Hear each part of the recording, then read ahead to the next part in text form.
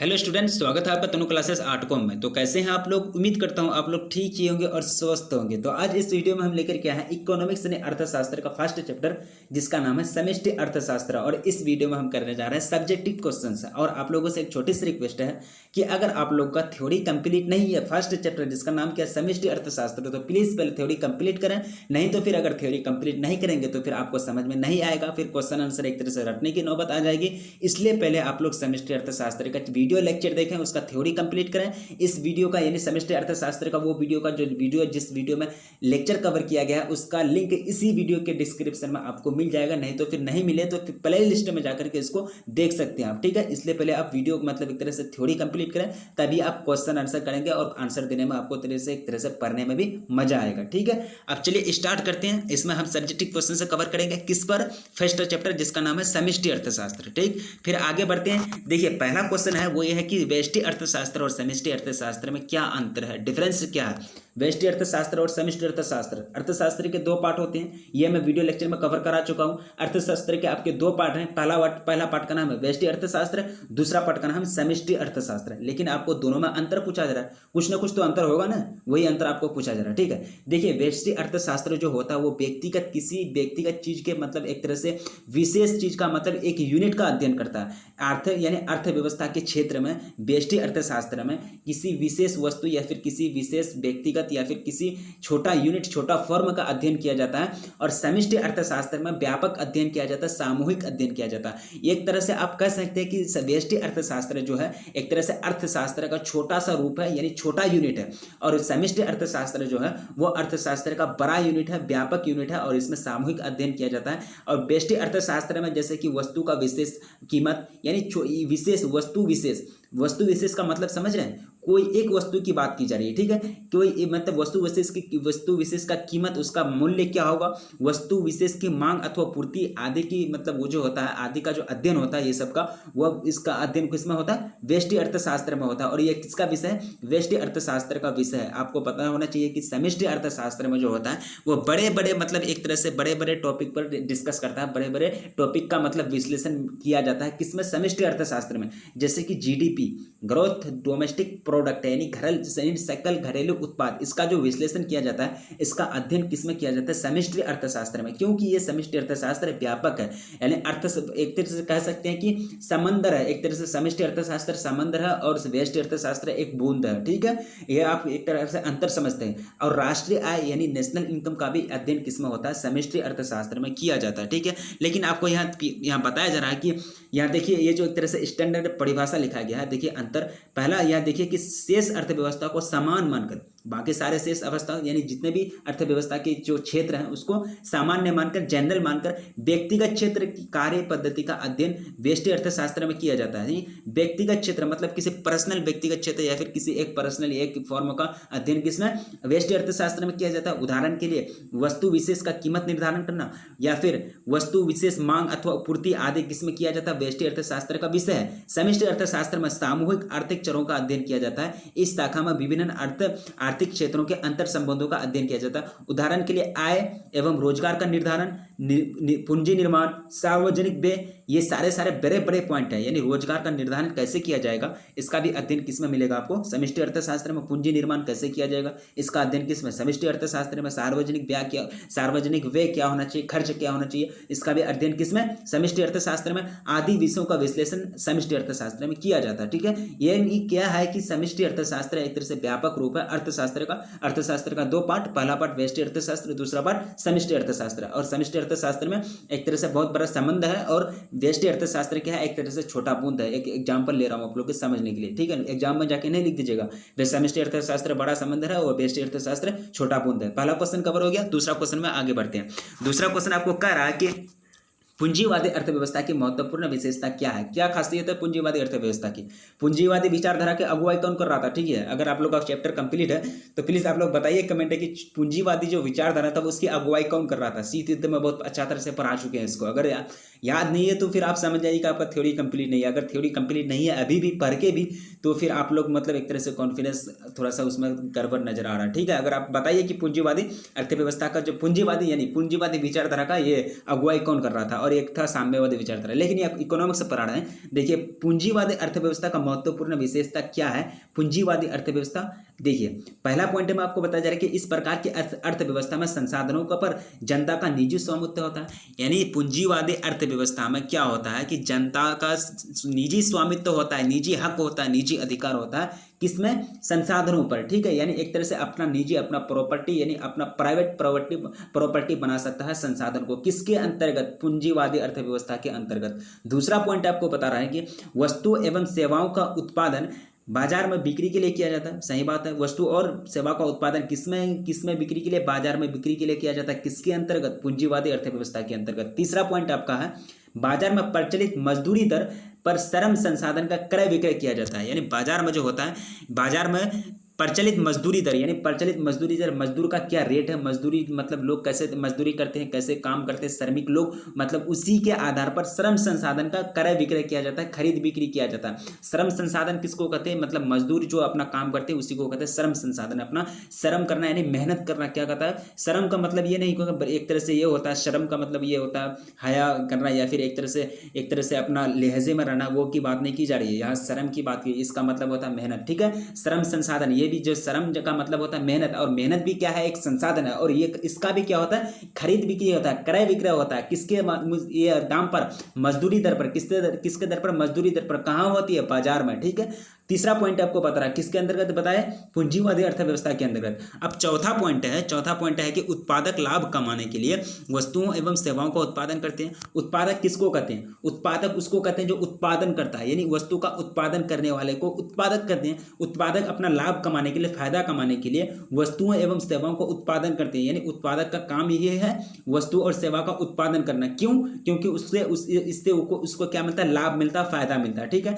और पांचवा पॉइंट है कि विभिन्न उत्पादक इकाइयों में परस्पर प्रतियोगिता पाई जाती है। परस्पर प्रतियोगिता, इसका मतलब यह है कि कंपटीशन चलता है, यानी विभिन्न उत्पादक इकाई जो है, अलग अलग जो यूनिट है, उत्पादक जो यानी प्रोड्यूसर जो है, उस इकाई है, यूनिट्स है, उन लोगों के बीच क्या चलता है, परस्पर कंपटीशन चलता है। एक तरह से मतलब अपना चीज ज्यादा, मतलब एक तरह से ज्यादा वस्तु उत्पादन करने के लिए सोचता है, कोई ज्यादा मतलब सेवा उत्पादन करने के लिए सोचता है। ये सब क्या पढ़ रहे हैं, पांचों के पांचों पॉइंट क्या है, पूंजीवादी अर्थव्यवस्था का विशेषता है, क्या है, विशेषता है। अब तीसरा पॉइंट में हम पढ़ेंगे, दूसरा क्वेश्चन में हम क्या पढ़े, पूंजीवादी अर्थव्यवस्था का महत्वपूर्ण विशेषता क्या है। अब दूसरा यानी तीसरा पॉइंट में हम पढ़ेंगे कि समष्टि अर्थशास्त्र की दृष्टि से अर्थव्यवस्था के 4 प्रमुख क्षेत्रकों का वर्णन कीजिए। ये मैं पढ़ा चुका हूँ वीडियो में, यानी जिसमें थ्योरी कंप्लीट करा चुका हूँ, 4 क्षेत्र के बारे में अच्छी तरह से पढ़ा चुका हूँ, ठीक है। सबसे पहले देखिए कि अर्थव्यवस्था के 4 प्रमुख क्षेत्र हैं, निम्नलिखित है।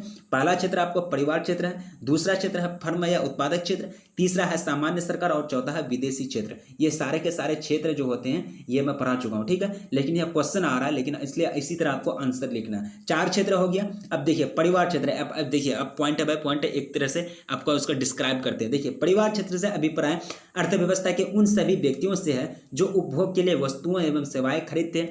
परिवार में जो लोग रहते हैं वो क्या करते हैं, वस्तु का उपभोग करते हैं ना। उपभोक्ता यानी उपभोक्ता को, यानी क्या होता है उपभोक्ता, यानी वस्तु का उपभोग करने वाला। हम लोग क्या है, उपभोक्ता है, कंज्यूमर है, यानी वस्तु और सेवा को खरीदते हैं, वस्तु को अपना यूज करने के लिए, अपना डेली लाइफ में यूज करने के लिए खरीदते हैं, उपयोग करने के लिए, उपभोग करने के लिए, और सेवा भी खरीदते हैं। एक तरह से सेवा क्या है, मतलब जैसे कि मेडिकल यानी क्या है, यानी डॉक्टर के पास जाते हैं तो वह भी क्या है, सर्विस है, सेवा है। यानी परिवार क्षेत्र में अभिप्राय, परिवार क्षेत्र से अभिप्राय एक हिंदी वर्ड है, अभिप्राय का मतलब होता है संबंध, मतलब, ठीक है। परिवार क्षेत्र से मतलब अर्थव्यवस्था के उन सभी व्यक्तियों से है जो उपयोग के लिए, उपभोग और उपयोग ये दोनों चीज सेम है लगभग, इसका मीनिंग जो है सेम ही आता है। उपभोग का मतलब होता है, यानी उपभोग का मतलब होता है यानी सामान का उपयोग करना, ठीक है। ये क्या है, उपभोग के लिए वस्तुएं एवं सेवाएं खरीदते हैं। इसके परिवार क्षेत्र साधन आगतों जैसे भूमि, श्रम, पूंजी एवं उद्यम की आपूर्ति करते हैं, ठीक है। ये आपूर्ति करते हैं। उत्पादक क्षेत्र में उन सभी उत्पादक इकाइयों को शामिल किया जाता है जो संसाधनों को क्रय करती है। उत्पादक क्षेत्र यानी उत्पादक क्षेत्र का मतलब ये होता है कि जो क्षेत्र से उत्पादन होती है किसी वस्तु की, किसी सर्विस की, किसी सेवा की, उसको वह क्षेत्र को क्या कहेंगे, उत्पादक क्षेत्र कहेंगे। और उत्पादक क्षेत्र में उन सभी मतलब उत्पादक इकाई को, यूनिट को शामिल किया जाता है, सम्मिलित किया जाता है जो संसाधनों का, यानी जो साधनों का क्रय करती है, ठीक है, उनका संगठन करती है, उनकी सेवाओं का प्रयोग करके वस्तुओं एवं सेवाओं को उत्पादक करती है उत्पादन करती है, या उत्पादन होगा, ठीक है, थोड़ी मिस्टेक हुआ है, टाइपिंग मिस्टेक। उत्पादन करती है और बाजार में उनका विक्रय करती है। फर्म का आकार छोटा अथवा बड़ा हो सकता है, फर्म का आकार छोटा बड़ा हो सकता है, उससे कोई फर्क नहीं, लेकिन अर्थव्यवस्था के अंतर्गत क्या होता है, यानी एक तरह से जो होता है ये क्षेत्र, ये जो होता है इसमें क्या होता है कि प्रयोग करके वस्तुओं एवं सेवाओं का उत्पादन होता है, किसमें, यानी उत्पादक क्षेत्र में। किसमें होता है, उत्पादक क्षेत्र में क्या होता है कि वस्तु और सेवा का उत्पादन होता है और वो मतलब बाजार में उसका विक्रय किया जाता है, उनको बेचा जाता है, चाहे वो छोटा फर्म हो या फिर बड़ा फर्म हो। ये फर्म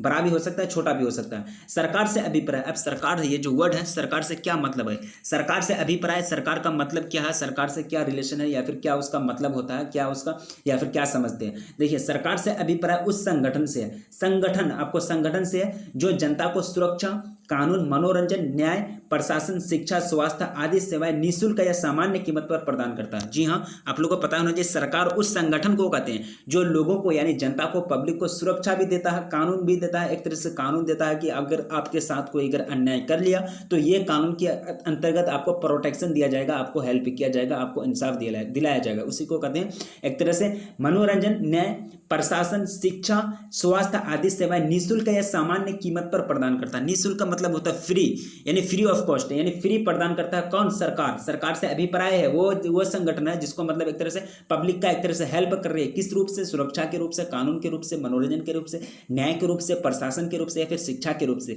ये सामान्य कीमत प्रदान, या फिर ये सामान्य थोड़ा मोड़ा एक तरह से टैक्स के रूप में, या फिर थोड़ा सा कीमत भी ले सकता है, उससे कोई मतलब ज्यादा कीमत नहीं, ये नहीं कि पूरा का पूरा एक तरह से जो दाम होता है वो ले लिए, सामान्य कीमत, यानी जनरली थोड़ा बहुत आपसे फी लिया जा सकता है, ठीक है, उसी को कहते हैं सरकार।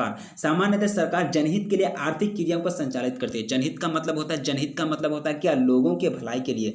जन का मतलब होता है लोग, जन का मतलब होता है जनता, यानी लोग, हित का मतलब होता है यानी भलाई, यानी जनहित के लिए, लोगों की भलाई के लिए सरकार जनहित के लिए आर्थिक क्रियाओं का संचालन करती है। आर्थिक क्रिया किसको कहते हैं, जिसके अंतर्गत, आर्थिक क्रिया किसको कहते हैं, जो मतलब जो जिसके अंतर्गत वह क्रिया है, यानी आर्थिक क्रिया वह क्रिया होती है जिसमें लोग मतलब काम करके, जो जिस क्रिया को मतलब लोग करते हैं और वो मतलब एक तरह से वो क्रिया को करके अपना मतलब एक तरह से रोजगार चलाते हैं, और मतलब एक तरह से अपना अर्निंग करके एक तरह से रोजगार कमा करके अपना मतलब एक तरह से गुजर बसर करते हैं, उसको कहते हैं आर्थिक क्रिया, ठीक है। आर्थिक क्रिया ने अर्थशास्त्र के अंतर्गत होने वाली क्रिया को आर्थिक क्रिया कहते हैं। सरकार लाभ कमाने के लिए आर्थिक क्रियाओं का संचालन नहीं करती है। समझिए कि सरकार अपना लाभ कमाने के लिए आर्थिक क्रियाओं का संचालन नहीं करती है, वो पब्लिक के लिए, यानी जनता के लिए, जनहित के लिए करती है। शेष विश्व से अभिप्राय उन सभी आर्थिक इकाइयों से है जो देश की घरेलू सीमा से बाहर स्थित होती है। देश की घरेलू सीमा से बाहर भी स्थित है, बहुत सारे यूनिट्स हैं।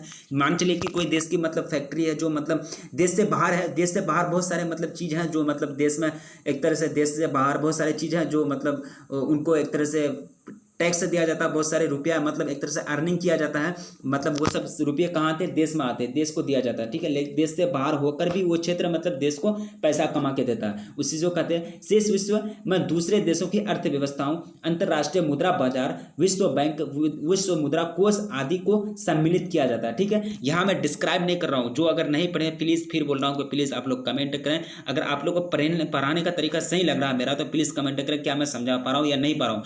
आप लोग से छोटे से रिक्वेस्ट है कि अगर आप लोग एक तरह से मतलब चैनल को एक तरह से ग्रो कीजिए, अपने दोस्तों में शेयर कीजिए। मैं वीडियो के बीच में आप लोगों को बोल रहा हूँ, ठीक है। आप लोगों को अगर बुरा लगे तो प्लीज़ कमेंट कीजिए कि मैं एक तरह से मतलब जो पढ़ा रहा हूँ तो क्या सही समझा पा रहा हूँ या नहीं पा रहा हूँ। इस तरह से तीसरा क्वेश्चन आपका कवर हो गया। देखिए यहाँ एक क्वेश्चन में बहुत टाइम लग रहा है क्योंकि थोड़ा सा डिस्क्राइब करके पढ़ाना ही पड़ता है। अगर ऐसे हम ऐसे पढ़ के चल जाए तो फिर हमको ये खुद अच्छा नहीं लगता। इस तरह से तीसरा क्वेश्चन कवर हो गया। आगे बढ़ते हैं चौथा क्वेश्चन की ओर। यह क्वेश्चन आपको कह रहा है कि 1929 की महामंदी का वर्णन कीजिए। ये 1929 में जो आर्थिक महामंदी आई, पूरा दुनिया में गरीबी छा गया था। कब? पूरा दुनिया में जो गरीबी छा गया था, इसमें तो अमेरिका का सट्टा गुट्टा हो गया था एकदम। और यही 1929 के बाद ना ये हुआ था, समष्टि अर्थशास्त्र का उद्भव हुआ था, ठीक है। समष्टि अर्थशास्त्र का उद्भव कैसे हुआ था? 1929 में जो महामंदी आई ना, आर्थिक महामंदी पूरा दुनिया में, पूरा विश्व के स्तर पर जो आर्थिक महामंदी आई, तो अर्थशास्त्री जो थे उनको मतलब पढ़ने में मजबूर हो गया कि ये महामंदी से कैसे छुटकारा मिले, ये महामंदी को कैसे दूर भगाया जाए। ऐसा ऐसा सीख मिला उसको, ऐसा ऐसा सीख मिला अर्थशास्त्रियों को, जिसके कारण वो मतलब वो सारे सीख को निचोड़ करके ये वो सारे जितने भी सीख मिले 1929 के कारण, 1929 की महामंदी में अर्थशास्त्रियों को, या फिर जो भी आइडियाज आए वो लोग के दिमाग में, वो सारे का निचोड़ एक किताब में डाल दिया, जिसको हम अभी क्या कहते हैं, समष्टि अर्थशास्त्र कहते हैं। यानी समष्टि अर्थशास्त्र का जो उद्भव हुआ था वो 1929 के बाद ही हुआ था, यानी आर्थिक महामंदी के बाद ही हुआ था। लेकिन आपको क्वेश्चन करा कि 1929 की महामंदी का वर्णन कीजिए, यानी उसका व्याख्या कीजिए, क्या है 1929 की महामंदी। देखिए वर्ष 1929 से 1933 की अवधि को महामंदी कहा जाता है, महामंदी पीरियड है ये, ठीक है। कब से कब तक, 1929 से 1933 तक। ये आपको क्वेश्चन ऑब्जेक्टिव के भी रूप में आ सकता है, इसलिए आप लोग, मैं बार बार बोल रहा हूं कि आप लोग नोट बनाते हुए जाइए। इस अवधि में यूरोप व अमेरिका में उत्पादन बेरोजगार में भारी कमी उत्पन्न हो गई, यानी रोजगार में जो होता है, सॉरी, रोजगार में भारी कमी उत्पन्न हो गई, यानी बेरोजगारी बढ़ गया। इस अवधि में वस्तुओं की मांग का स्तर कम था, वस्तु की मांग का भी स्तर कम था। जब बेरोजगारी आ गया तो लोगों के पास पैसा रहेगा तभी तो मतलब वस्तु का मतलब एक तरह से मांग बढ़ेगा। मतलब जैसे कि आर्थिक महामंदी आई तो क्या हो गया कि वस्तु की मांग में भी स्तर कम हो गया, यानी वस्तु का मांग भी घट गया। उत्पादन साधन बेकार पड़ गए, बेकार पड़े थे, उत्पादन के जो साधन थे वो भी बेकार पड़े थे, लोगों के पास पैसा नहीं था जो वो खरीदे। श्रम शक्ति को भारी संख्या में कार्य क्षेत्र से बाहर कर दिया गया। श्रम शक्ति को कहते हैं, श्रम शक्ति में अभी डिस्क्राइब किया था दूसरा क्वेश्चन में कि श्रम शक्ति किसको कहते हैं, यानी श्रम शक्ति ने श्रमिक लोग द्वारा जो शक्ति दिया जाता है, श्रमिक द्वारा जो अर्थव्यवस्था में जो काम किया जाता है, उसके जो ताकत के द्वारा, उसके बलबूते के द्वारा, उसके शरीर के द्वारा, जो ताकत के द्वारा जो काम किया जाता है, जो शक्ति जो दिया जाता है, उसी को कहते हैं श्रम शक्ति, ठीक है। लेकिन ये भारी संख्या में श्रम शक्ति को बाहर कर दिया गया, क्योंकि आर्थिक महामंदी आई, काम नहीं था, काम नहीं था। क्यों? क्योंकि मतलब लोग मतलब वस्तु का मांग नहीं कर रहे थे, क्योंकि इतना गरीबी आ गई थी। जब वस्तु का मांग नहीं कर रहे थे तो श्रम शक्ति लेकर के क्या करते, वस्तु का निर्माण तो करते नहीं, तो इसलिए क्या किया, श्रम शक्ति को भारी संख्या में कार्य क्षेत्र से बाहर कर दिया था। अमेरिका में बेरोजगारी का स्तर 3 से बढ़कर 25% हो गया था। कितना से कितना? 3 से बढ़कर 25% हो गया था। कब? 1929 के महामंदी पर। एक तरह से बेरोजगारी, इतना बेरोजगारी बढ़ गया अमेरिका में भी, वहां भी मतलब एक तरह से बहुत भूखमरी आ गई, बेरोजगारी आ गई। कितना से कितना परसेंट? 3 से 25%। ये आपको ऑब्जेक्टिव के रूप में पूछा जा सकता है, ठीक है। इसलिए आप लोग नोट बनाते हुए जाइए। लगभग इस वर्ष में अब यह क्या है कि लगभग विश्व की सभी अर्थव्यवस्थाएं अभावी मांग की समस्या एवं मुद्रा अस्फीति की समस्याओं से ग्रस्त थी। मतलब यह है कि विश्व की सभी अर्थव्यवस्था, मतलब पूरा दुनिया, पूरा वर्ल्ड क्या था, मतलब अभावी मांग, यानी अभावी मांग की समस्या एवं मुद्रा अस्फीति की समस्याओं से ग्रसित थी। यानी मुद्रा अस्फीति का मतलब ये होता है कि मुद्रा में कोई दम नहीं था, रेटिंग इतना गिर गया था, करेंसी का मतलब वैल्यू इतना गिर गया था कि मतलब एक तरह से विश्व में महामारी आ गई थी, बेरोजगारी खूब आ गया था, यानी भूखमरी खूब आ गया था, लगभग पूरा विश्व में, लगभग विश्व के सभी अर्थव्यवस्था में, ठीक है।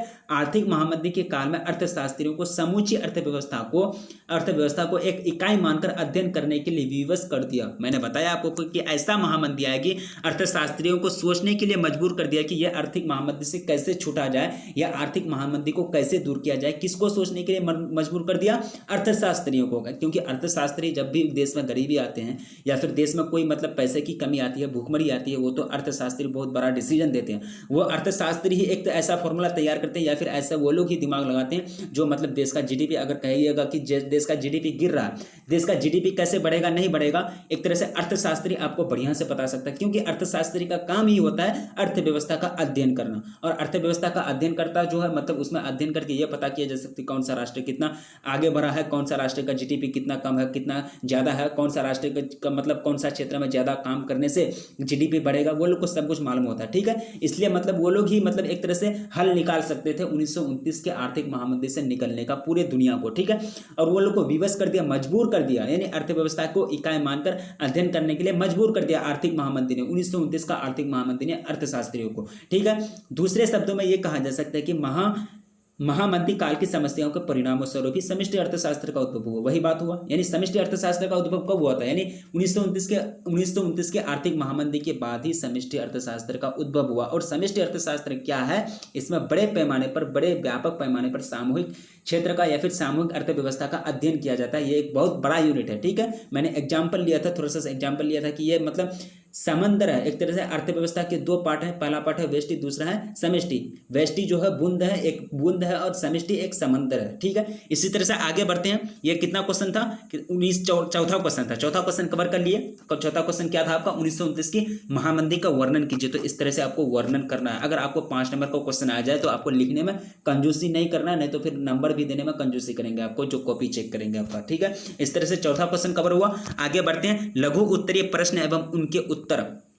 ये देखिए लघु उत्तरीय प्रश्न और उनके उत्तर, ये यानी एक तरह से लघु उत्तरीय प्रश्न है, व्यष्टि और समष्टि अर्थशास्त्र में अंतर लिखो। अब फिर वही डिफरेंशिएशन मेथड, एक तरह से लघु उत्तरीय मतलब एक तरह लघु है, छोटा, ठीक है। व्यष्टि और समष्टि अर्थशास्त्र में अंतर लिखो, लाइन बाय लाइन आपको लिखना है। व्यष्टि और अर्थशास्त्र में अंतर, व्यष्टि और समष्टि अर्थशास्त्र में अंतर निम्नलिखित है। पहला पॉइंट आपको दिया जा रहा है, व्यष्टि अर्थशास्त्र में व्यक्तिगत स्तर पर आर्थिक चरों का अध्ययन किया जाता है, जबकि समष्टि अर्थशास्त्र में सामूहिक स्तर पर, यह है व्यक्तिगत स्तर। व्यष्टि अर्थशास्त्र में व्यक्तिगत स्तर, समष्टि अर्थशास्त्र में सामूहिक स्तर, वर्ड भी मिलता है। व्यक्तिगत में व्यष्टि में व्यक्ति, व्यष्टि में इसका व्यक्ति में व्यष्टि अर्थ, यानी व्यष्टि अर्थशास्त्र में व्यक्तिगत स्तर और समष्टि अर्थशास्त्र में सामूहिक स्तर का अध्ययन किया जाता है, यानी आर्थिक चरों का अध्ययन किया जाता है। इसमें भी आर्थिक यानी समष्टि अर्थशास्त्र में सामूहिक स्तर पर आर्थिक चरों का अध्ययन किया जाता है। व्यष्टि अर्थशास्त्र में व्यक्तिगत स्तर पर आर्थिक चरों का अध्ययन किया जाता है, जबकि व्यष्टि अर्थशास्त्र समझने में सरल होता है, यानी आसान होता है। सर ये जो होता है व्यष्टि अर्थशास्त्र, छोटा सा जो यूनिट है अर्थशास्त्र का, ये समझने में बिल्कुल आसान होता है, जबकि समष्टि अर्थशास्त्र सापेक्ष रूप से जटिल विषय है। जटिल विषय होगा ही, इसमें सबका अध्ययन किया जाता है, बहुत बड़ा व्यापक क्षेत्र है, आसानी से इसको समझ में आएगा नहीं। इसमें जीडीपी, राष्ट्रीय आय और क्या क्या होता है, राष्ट्रीय आय लेखांकन और क्या क्या होता है, पूंजी निर्माण, या फिर एक तरह से बेरोजगारी को कैसे दूर किया जा सकता है, सारे के सारे अध्ययन किसमें, समष्टि अर्थशास्त्र में होता है। इसलिए थोड़ा सा इसको समझने में थोड़ा सा जटिल आ सकता है, इसको समझने में थोड़ा सा दिक्कत हो सकती है। और व्यष्टि अर्थशास्त्र में व्यष्टि अर्थशास्त्र समझने में सरल है, आसान है। क्यों? क्योंकि वो छोटा सा रूप है, ठीक है, छोटा यूनिट है अर्थशास्त्र का। तीसरा पॉइंट है आपका कि संसाधनों का वितरण व्यष्टि अर्थशास्त्र का एक आवश्यक उपकरण है, लेकिन समष्टि अर्थशास्त्र समष्टि अर्थ स्तर पर इसे स्थिर माना जाता है। संसाधनों का वितरण व्यष्टि अर्थशास्त्र का एक आवश्यक उपकरण है, ठीक है। और लास्ट पॉइंट है, चौथा पॉइंट है कि व्यष्टि अर्थशास्त्र कीमत सिद्धांत तथा संसाधनों के आवंटन पर जोर देता है, लेकिन आय व रोजगार समष्टि अर्थशास्त्र के मुख्य विषय है। यह आय और रोजगार में फिर मैं पहला क्वेश्चन में ही करा चुका हूं कि आय और रोजगार का जो अध्ययन किया जाता है वो समष्टि अर्थशास्त्र में किया जाता है। किसमें? समष्टि अर्थशास्त्र में। व्यष्टि अर्थशास्त्र कीमत सिद्धांत तथा संसाधनों का आवंटन पर जोर देता है। कीमत सिद्धांत, किसी चीज का कीमत क्या होगा, वस्तु का कीमत क्या होगा, उसका दाम क्या होगा, उसी के सिद्धांत पर यह जोर देता है व्यष्टि अर्थशास्त्र। ये चार के चार अंतर है, डिफरेंस है किसमें, व्यष्टि अर्थशास्त्र और समष्टि अर्थशास्त्र में। इसी तरह से पहला क्वेश्चन कवर हुआ लघु उत्तरीय क्वेश्चन में। अब दूसरा क्वेश्चन की ओर आगे बढ़ते हैं, सारे के सारे इंपोर्टेंस है, नोट बनाते हुए जाइए, बार बार नहीं बोलूंगा। दूसरा क्वेश्चन आपको कह रहा है कि समष्टि अर्थशास्त्र चरों के उदाहरण लिखिए, आपको एग्जाम्पल लिखने का रहा है, यानी इसका चर क्या क्या है समष्टि अर्थशास्त्र के। देखिए समष्टि अर्थशास्त्र को इकाई मानकर सामूहिक आर्थिक चरों का विश्लेषण करता है। समष्टि अर्थशास्त्र का क्षेत्र अधिक व्यापक है, यानी व्यापक का मतलब होता है बहुत बड़ा रेंज है, यानी एक तरह से इसका फैलाव बहुत ज्यादा है। किसका? समष्टि अर्थशास्त्र का। निम्नलिखित आर्थिक चरों का इस शाखा में अध्ययन किया जाता है। अब यानी जो निम्नलिखित आर्थिक चर है, कितना टोटल 8 पॉइंट है, यानी 8 पॉइंट का जो आर्थिक चर है, पहला चर है सामूहिक मांग। सामूहिक मांग का अध्ययन किसमें? समष्टि अर्थशास्त्र में। और सामूहिक पूर्ति का अध्ययन किसमें? समष्टि अर्थशास्त्र में। सकल घरेलू पूंजी निर्माण यानी जीडीपी का जो निर्माण होता है उसमें ये इसका भी अध्ययन किसमें किया जाएगा?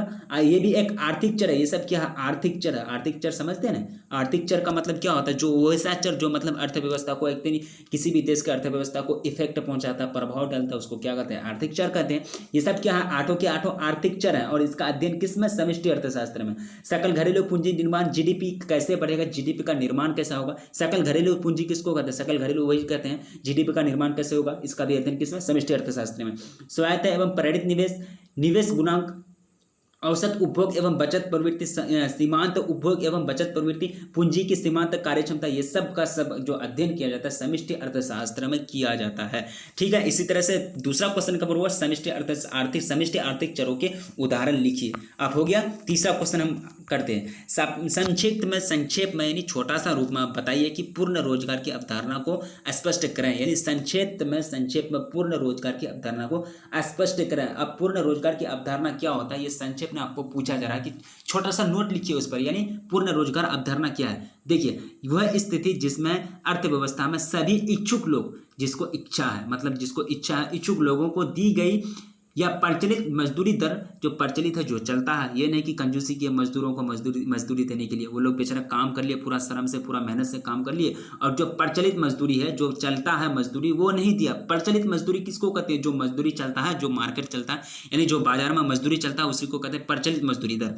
यानी ये पर योग्यता अनुसार आसानी से कार्य मिल जाता है, वह पूर्ण रोजगार कहलाता है। पूर्ण रोजगार का मतलब ये होगा कि जब लोगों को उसके इच्छा के अनुसार, पूर्ण रोजगार का मतलब ये होगा, देखिए अपना भाषा में समझिए, ठीक है। पूर्ण रोजगार का मतलब ये होता है जब लोगों को इच्छा के अनुसार, उसके मन के अनुसार, उसी के अनुसार उसको रोजगार मिले और प्रचलित मजदूरी दर मिले, यानी प्रचलित मजदूरी दर जो रेट चल रहा है मजदूरी का, वो रेट मिले, और उसको मतलब अपना इच्छा के अनुसार, यानी इच्छुक लोगों को अपना इच्छा के अनुसार, अपने मन मर्जी के अनुसार रोजगार मिले, तब उसको कहेंगे क्या, पूर्ण रोजगार। उसको क्या कहेंगे, पूर्ण रोजगार। अब परंपरावादी अर्थशास्त्री जेबी साहब के अनुसार जो होता है, परंपरावादी एक अर्थशास्त्री है, इसके अनुसार पूर्ण रोजगार के बारे में अलग विचार है। इनका जो विचार है, इनका कहना अलग ही है कुछ, ठीक है। जेबी का कहना अलग ही है कुछ, ये एक अर्थशास्त्री है। अब ये कहते हैं कि परंपरावादी रोजगार सिद्धांत के अनुसार पूंजीवादी अर्थव्यवस्था में सदैव पूर्ण रोजगार की स्थिति होती है, क्योंकि प्रचलित मजदूरी पर काम करने के इच्छुक सभी व्यक्तियों को आसानी से काम मिल जाता है। अब समझिए कि प्रचलित मजदूरी पर काम करने के इच्छुक, यानी जो रेट चल रहे हैं, जो रेट मजदूरी है, मार्केट पर जो मजदूरी है, बाजार पर जो मजदूरी है, उस पर काम करने के लिए, उस पर प्रचलित मजदूर पर काम करने के लिए इच्छुक सभी व्यक्ति को आसानी से काम मिल जाता है। उसी को कहेंगे क्या, पूर्ण रोजगार। किसके अनुसार, जेबी के अनुसार। जेबी कौन है, एक अर्थशास्त्री है, परंपरावादी अर्थशास्त्री है। अब दूसरा पॉइंट है कि जेएम किन्स के अनुसार। अब जेएम किन्स भी क्या है, एक अर्थशास्त्री है। अब इनके अनुसार सुन लीजिए, ये भाई साहब अब क्या करें, इनके अनुसार आय के संतुलन स्तर पर रोजगार स्तर को साम्य रोजगार स्तर कहते हैं। संतुलन, आय के संतुलन स्तर पर, आय का संतुलन यानी रोजगार, एक तरह से इनकम जो है उसका संतुलन बना रहेगा, यानी उसका डगमगाएगा नहीं। यानी ये नहीं कि आज इतना आय हुआ, यानी आय का मतलब क्या होता है, इनकम। आज ये मतलब एक तरह से आज इतना मतलब एक तरह से आय कम हुआ, 10% आय घट गया, तो कल 20% आय घट गया। एक तरह से रेंज है, मतलब जो है उसका बढ़ना नहीं चाहिए, बढ़ना या घटना नहीं चाहिए, उसका मतलब संतुलन एक तरह से सामान्य रेंज में होना चाहिए, लेवल उसका सही होना चाहिए। आय के अनुसार, यानी जेएम किन्स के अनुसार आय के संतुलन स्तर पर रोजगार स्तर को साम्य रोजगार स्तर कहते हैं। यानी आय का संतुलन के स्तर पर रोजगार के स्तर को क्या कहते हैं, साम्य रोजगार स्तर कहते हैं। आवश्यक रूप से साम्य रोजगार का स्तर पूर्ण रोजगार स्तर के समान नहीं होता है, और साम्य रोजगार का स्तर यदि पूर्ण रोजगार स्तर से कम होता है तो अब क्या होता है कि अर्थव्यवस्था में बेरोजगारी की समस्या रहती है। यानी साम्य रोजगार का स्तर यदि पूर्ण रोजगार स्तर से कम होता है, पूर्ण रोजगार का स्तर अगर क्या होगा, मतलब एक तरह से ज़्यादा ये होगा, साम्य रोजगार जो होगा वो किसके अनुसार कम होगा, किसके तुलना में, पूर्ण रोजगार के तुलना में अगर कम होगा, वही बात आपको करेगा। साम्य रोजगार का स्तर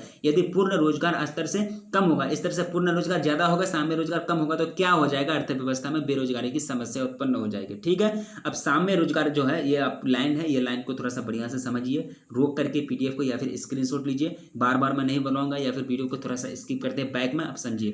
परंपरावादी अर्थशास्त्री साम्य रोजगार को ही पूर्ण रोजगार कहते हैं। परंपरावादी अर्थशास्त्री साम्य रोजगार को ही क्या कहते हैं, पूर्ण रोजगार कहते हैं। एक तरह से परंपरावादी जो अर्थशास्त्री थे वो अंतरहीन का, वो कह दिया कि साम्य रोजगार ही क्या है, पूर्ण रोजगार है, साम्य रोजगार ही क्या है, पूर्ण रोजगार है। ठीक है, इस तरह से तीसरा मेरा क्वेश्चन कवर हो गया। तीसरा क्वेश्चन में आपको कह रहा था कि रोजगार की अवधारणा को स्पष्ट कीजिए। यानी पूर्ण रोजगार, यानी फुल्ली एक तरह से पूर्ण रोजगार किसमें होता है, सिंपल सी भाषा है, जब लोगों को इच्छा के अनुसार काम मिलने लगेगा, उसको मतलब प्रचलित मजदूरी दिया जाएगा, तो उसी को क्या कहेंगे, पूर्ण रोजगार कहेंगे। सिंपल सी भाषा है। इसी बात को एक तरह से दिमाग में रखते हुए, यही पॉइंटों को दिमाग में रखते हुए आप अगर कोई पल एक तरह से एग्जाम में बैठेंगे, कलम चलाएंगे, तो आपका 100% गारंटी है कि आपका एक तरह से कलम चल जाएगा और आंसर अच्छा खासा आंसर दे पाइएगा। ठीक है, बड़े बड़े वर्ड में भी वो आंसर दे पाइएगा, लेकिन पढ़िएगा तभी। देखिए, अब तीसरा क्वेश्चन कवर हो गया, आगे बढ़ते हैं चौथा क्वेश्चन की ओर। ये कह रहा है कि व्यष्टि अर्थशास्त्र की अवधारणा को संक्षेप में समझाइए। ठीक है, अब कह रहा है कि इतना बार समझा दिए, फिर आपको कह रहा क्वेश्चन में एग्जाम में आ गया कि व्यष्टि अर्थशास्त्र की अवधारणा को संक्षेप में समझाइए, एक छोटा सा नोट बना के अब समझाइए। अब व्यष्टि अर्थशास्त्र, फिर वही बात देखिए, व्यष्टि अर्थशास्त्र का संबंध विशिष्ट या व्यक्तिगत आर्थिक चरों से होता है।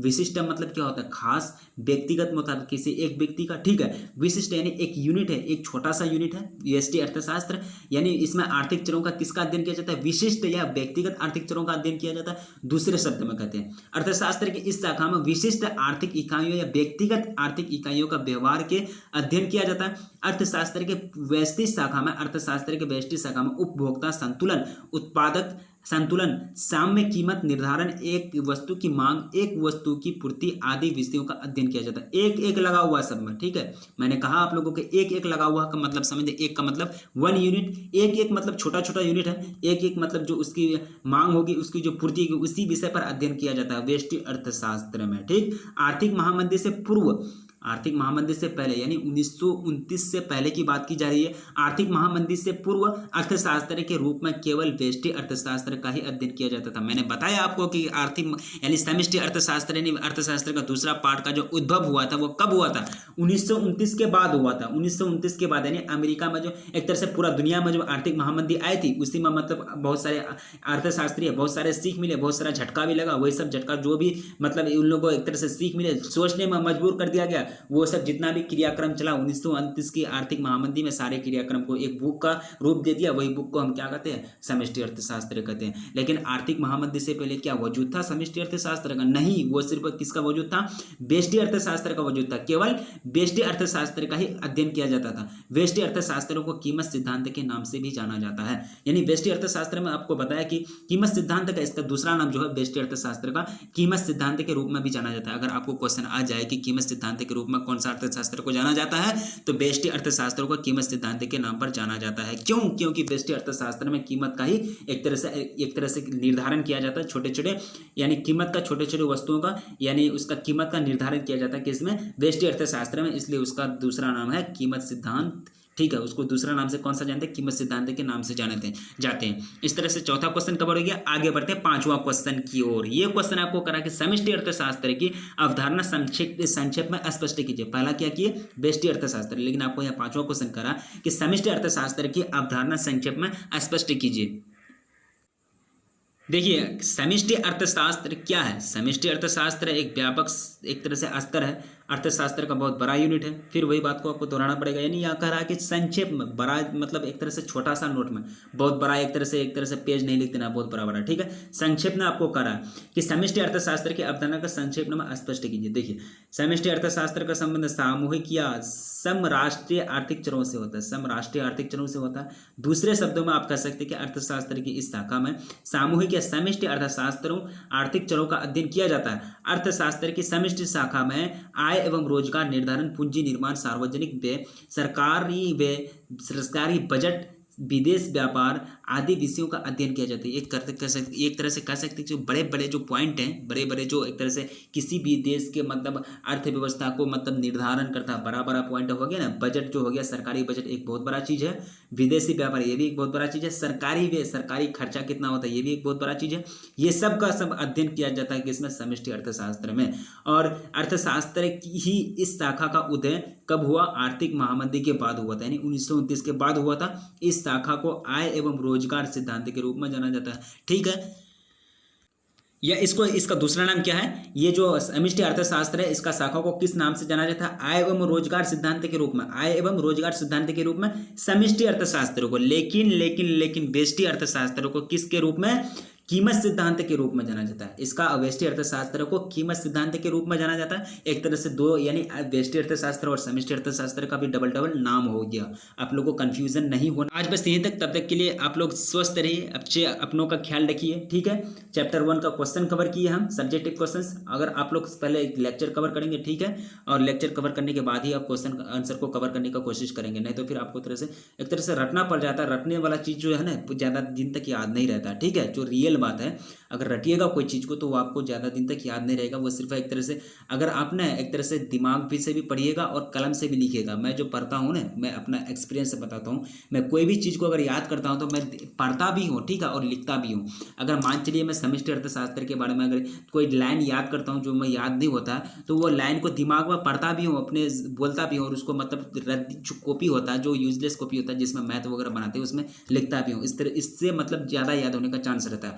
कभी आप मतलब एग्जाम हॉल में गए होंगे, अगर आपको दिमाग में याद आ रहा है लेकिन आप उस चीज़ को पेन से नहीं उतार पा रहे हैं, ऐसा होता है स्टूडेंट के साथ, ठीक है, ऐसा होता है, और प्रैक्टिकली बहुत के साथ ऐसा होता है, ठीक है। इसलिए आप लोग किसी भी चीज़ की परिभाषा को अगर याद करते हैं तो प्लीज़ आप लोग क्या करें कि मतलब उसको दिमाग में भी आप लोग मतलब पढ़ते रहिए, यानी एक तरह से जबान से भी आप पढ़ते रहिए और मतलब पेन से भी उसको कॉपी में लिखिए। नहीं तो एग्जाम में जाके ये हो जाएगा, दिमाग में तो आपको याद आएगा परिभाषा, लेकिन वो जल्दी पेन से नहीं उतार पाइएगा कॉपी पर, ऐसा होता है, ठीक है। फिर मिलेंगे नेक्स्ट वीडियो में, तब तक के लिए जय हिंद।